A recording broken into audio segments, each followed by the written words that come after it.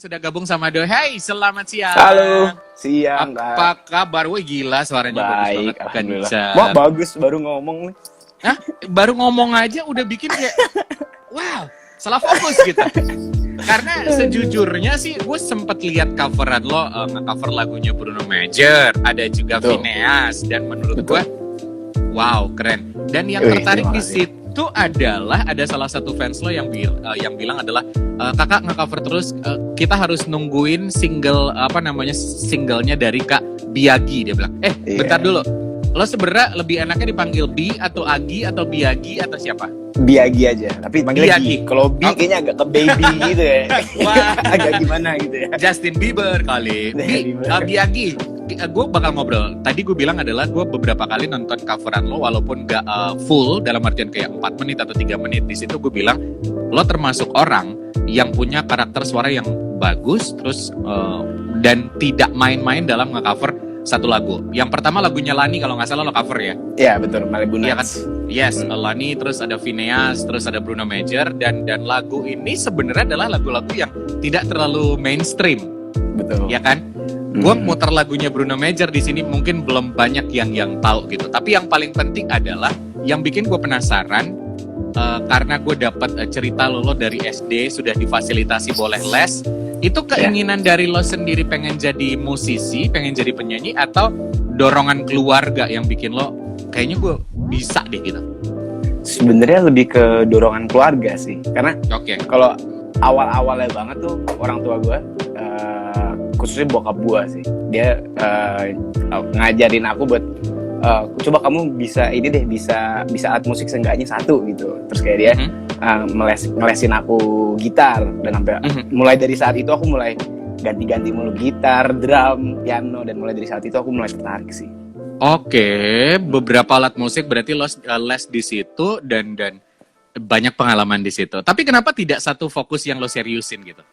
Itu dia sebenarnya kalau waktu itu sempat mau fokus gitar. Waktu itu kelas 2 SD aku gitar coba. Terus pas SMP aku gitar lagi listrik gitu. Tapi ya pada akhirnya karena mungkin aku tuh kalau les tuh mungkin agak diarahin gitu ya. Kalau aku tuh lebih suka kalau misalkan hobi aja gitu, kayak buat dibawa santai gitu. Kalau misalkan les kan lebih diarahin, kamu besok bisa ini, aku nggak bisa ngikutin gitu. Lebih ya udah maunya Biagi apa dulu lo coba masuk gitu. Tapi sampai akhirnya lo sadar adalah bidang yang paling lo suka apa? Kalau bidang yang paling aku suka sampai saat ini ya masih nyanyi sih. Nyanyi sih. Terus maksudnya untuk apa? Untuk alat musik sendiri, maksudnya yang paling lo nyaman banget lo mainin? Alat musik gitar mungkin ya. Gitar. Itu pun ya dikit-dikit lah buat ngiringin nyanyi juga gitu. It's okay gitu.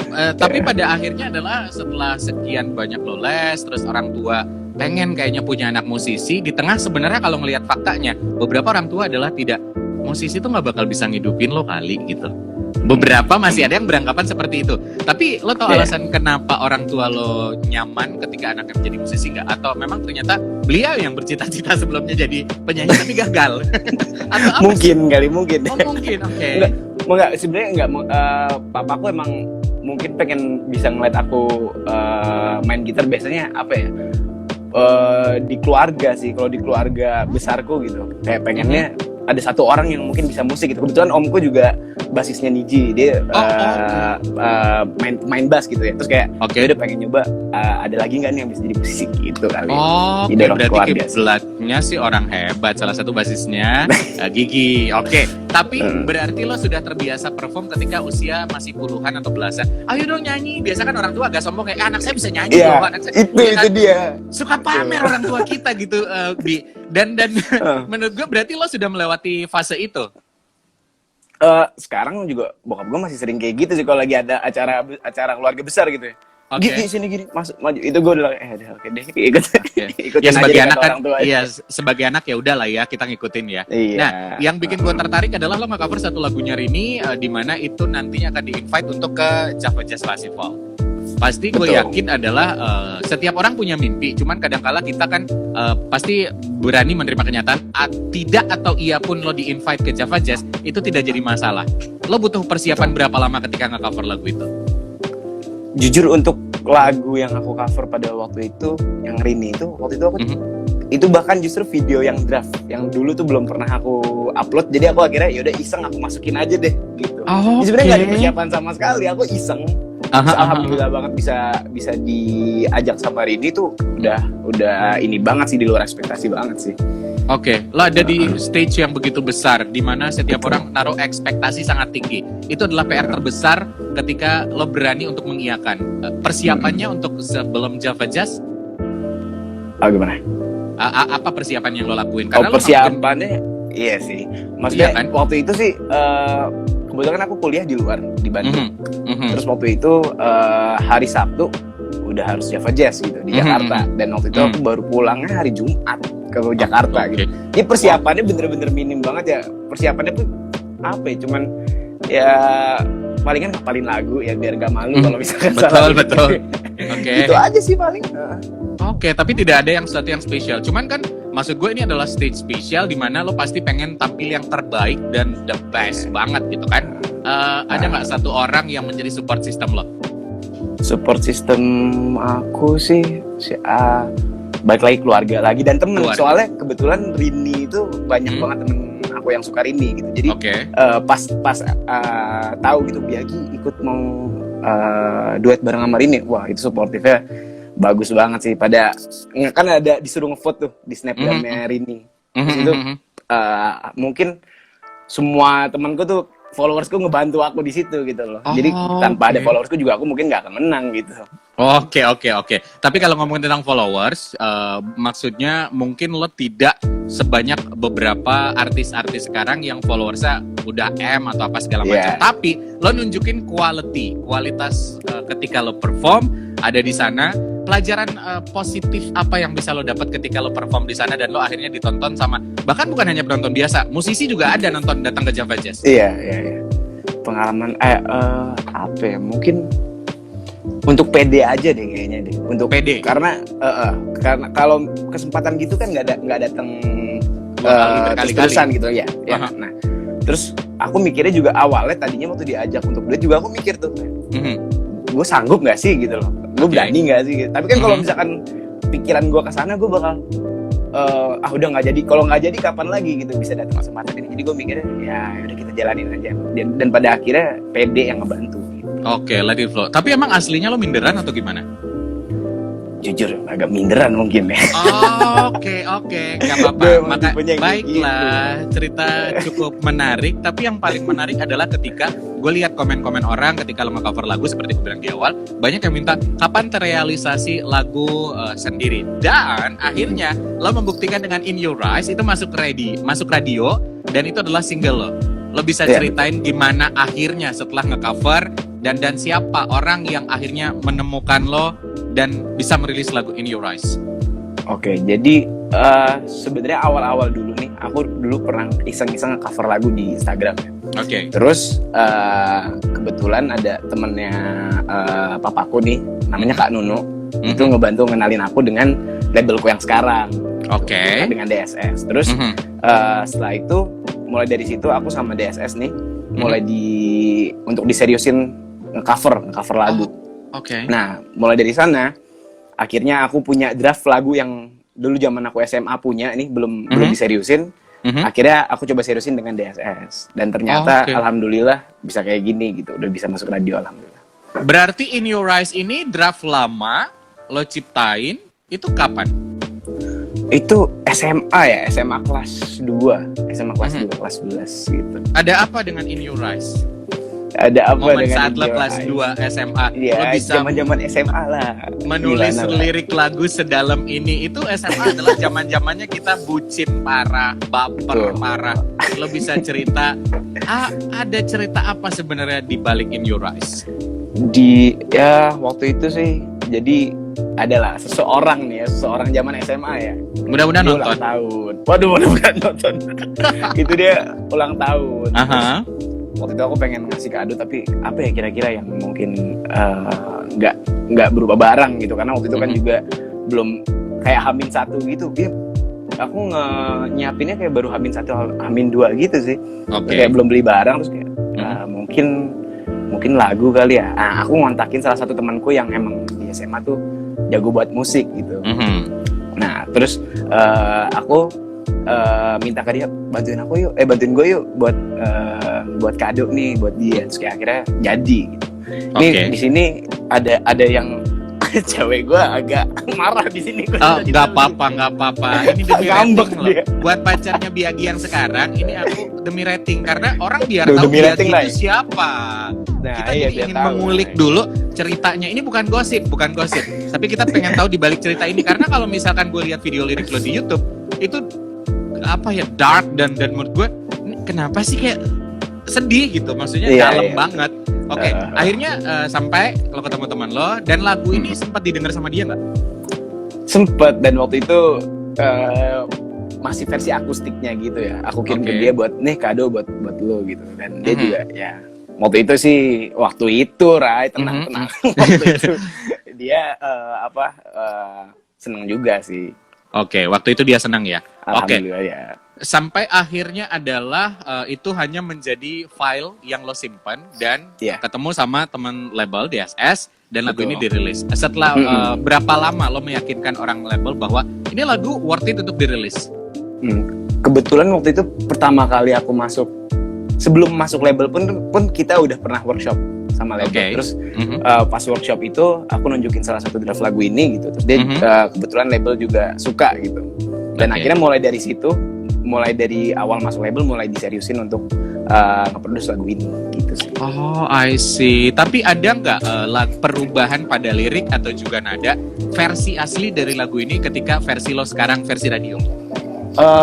Ada sih lirik tuh kan bahasa Inggris ya mungkin ya. Jadi kayak kita masih nyari-nyari grammar dan yang bener lah gitu. Tapi untuk nadanya juga kuncinya juga ya masih ada yang diubah-ubah, di arrange lagi sama produser sih. Oke, jadi ada perubahan sampai pada akhirnya dirilis versi radio. Dan yang tadinya tuh pun yang pertama awal banget aku buat tuh akustik banget kan. Tapi kalau misalkan yang sekarang tuh udah lebih R&B pop gitu lah. Betul.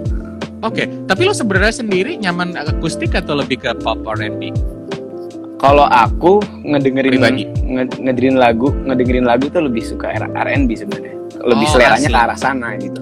Oke, tapi apakah karya-karya berikutnya kira-kira lebih condong ke R&B atau masih tetap seperti In Your Eyes lebih pop? Rencananya sih kalau yang dari draft-draft yang udah ada nih, mungkin ngarah ke R&B sih, R&B pop juga.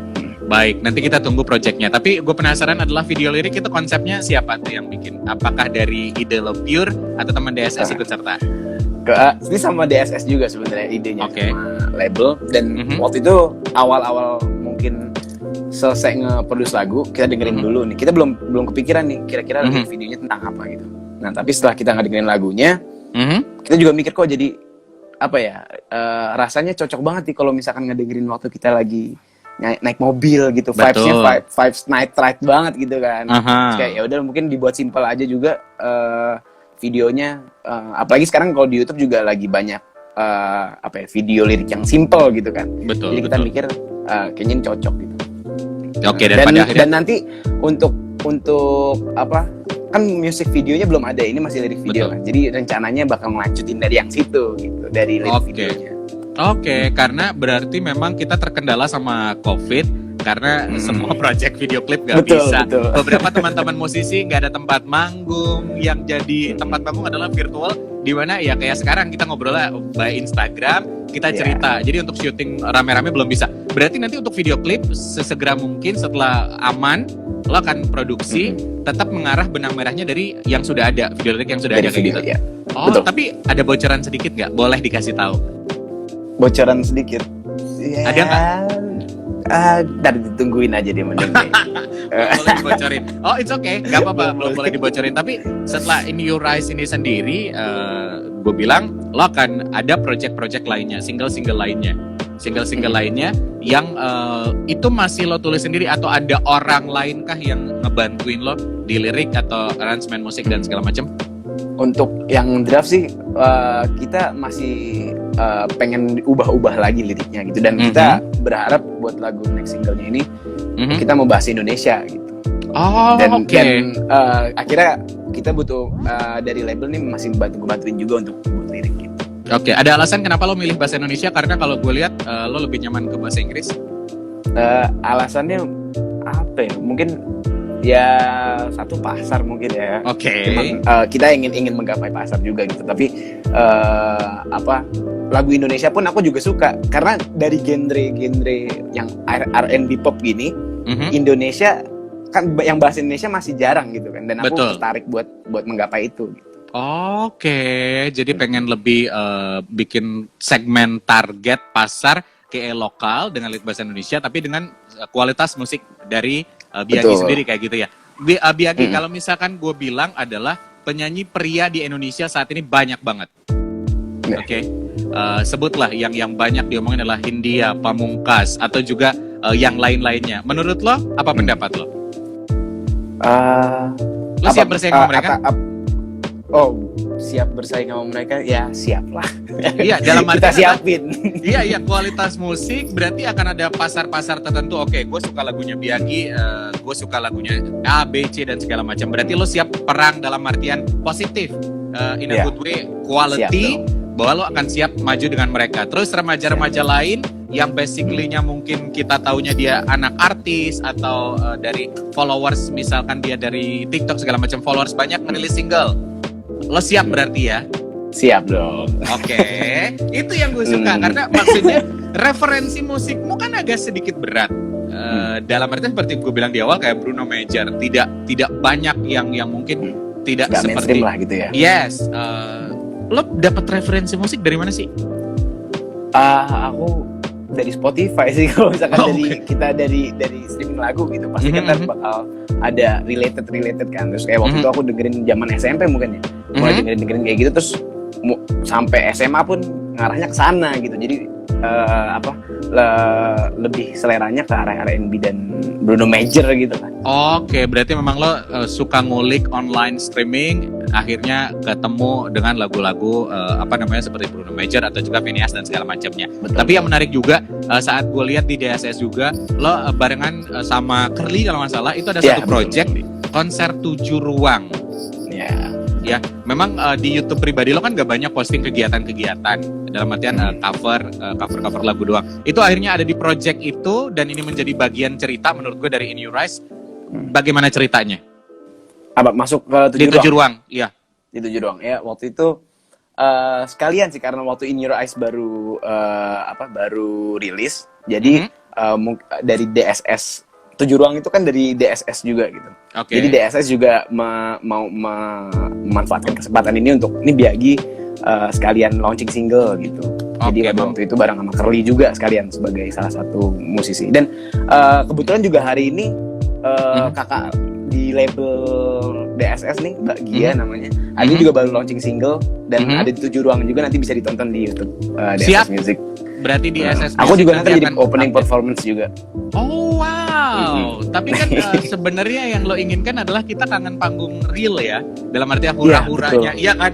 Tiketing lo antri terus ngelihat apa yang bisa lo share sebagai penyanyi pendatang baru, gue bilang, ketika saat ini lo harus dihadapkan dengan virtual stage. Kalau aku sih ngerasanya emang beda banget vibes-nya sih. Itu yang utama vibes sih. Ketika lo nyanyi di depan banyak orang gitu dan orang pada ikut nyanyi, pada ikut loncat-loncat dan ngelihat mereka nikmatin gitu. Mukanya yang kayak sambil nyanyi-nyanyi bayangin masa lalu gitu kan. Kalau sekarang kita cuman bisa virtual gitu, nggak ngelihat ekspresi mereka gitu, audience. Jadi ya vibes-nya beda banget sih. Oke, tapi apa yang meyakinkan lo? Oke, ini lo virtual, penontonnya tidak ada, tapi lo harus meyakinkan bahwa nanti kan orang akan menonton. Apa yang bikin mood lo tetap sama seolah-olah lo lagi perform live di stage atau di gore atau di mana gitu?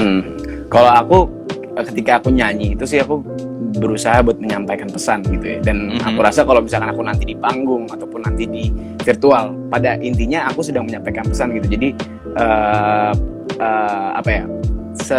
dari dalam aku sih sama aja gitu. Cuman dari luarnya aku nggak bisa ngeliat mereka.